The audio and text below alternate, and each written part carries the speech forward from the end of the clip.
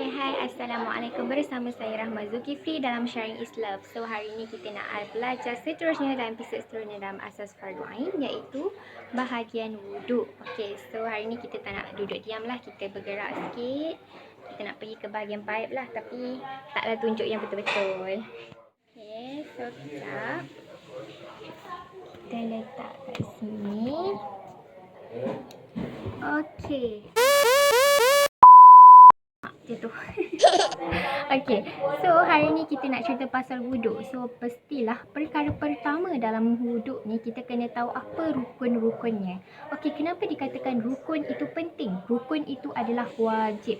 Sekiranya rukun ini tidak dibuat, maka wuduk anda tidak sah. Okay, so kita akan belajar juga sepasnya apa-apa sunat wuduk dan juga apa perkara yang membatalkan wuduk. Okay, untuk perkara rukun-rukun wuduk yang wajib sahajalah saya tunjuk kali ni, bukannya saya nak tunjuk yang sempurna lah. Kita sapu pergelangan tangan, baca bismillah, itu semua adalah sunat. So saya nak cakap pasal wuduk, rukun-rukun wuduk.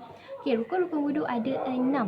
Wajib tau 6 ni, tak boleh tinggal. Kalau tinggal maka tak sahlah wuduk anda. Rukun wuduk pertama adalah niat. Okay, niat.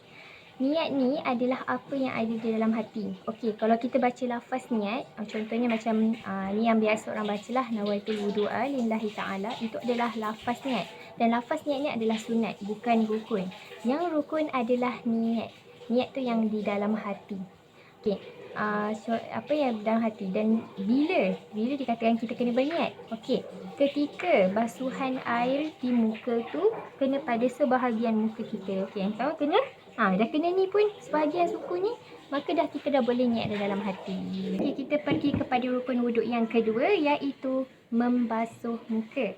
Okey, membasuh muka ni kita kena tahulah dari mana ke mana. Okey, so kita tahu membasuh muka ni kita selalu start daripada atas lah yang terbaik kan. Okay, start daripada ni, tumbuh rambut ni ke atas ni sehingga ke hujung dagu. Okey, dan kalau yang telinga daripada anak telinga kanan ke anak telinga kiri. Okey, sebaiknya bolehlah tengok tutorial ataupun dekat YouTube ustaz-ustaz yang lebih sempurna, dia boleh ajar lebih sempurna wuduk lah. Tapi macam saya cukup saya buat macam ni, start daripada atas ni, saya pergi ke hujung ni, dan kemudian saya sapu macam ni. Itu style saya lah. Tapi diingatkan sekali lagi, jangan sesekali mengangkat tangan anda ketika mencuci muka. Kerana apa? Okey, contoh macam ni, lepas tu tiba anda macam angkat tangan, bersambung macam tu. Tak boleh. Ingat tak dalam pelajaran pertama kita apa dia? Tentang air mustakmal. Air wuduk tu bila dah terangkat, maka air tu dah pun digunakan untuk berwuduk, betul tak?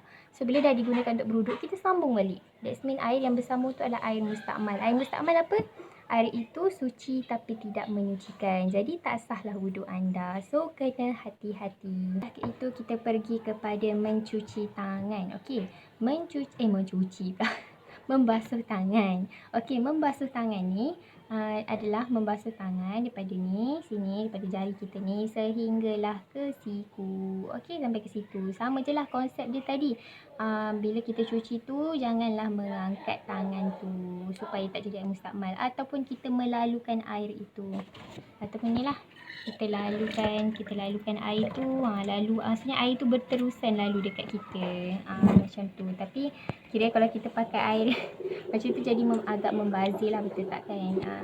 Jadi rukun yang keempat adalah menyapu sebahagian kepala. Okey, menyapu sebahagian kepala ni macam ni lah, kita sapu sikit kat sini kan, selalu orang buat lah. Ataupun dalam mazhab Syafi'i sebenarnya sekurang-kurangnya cukup 3 helai rambut pun dah boleh. Tetapi syaratnya bukanlah rambut tu berada dekat sini ataupun berada dekat hujung rambut ke, tapi berada di sekitar kepala. Okey, contohnya kita ambil air sikit ni, kita sapu.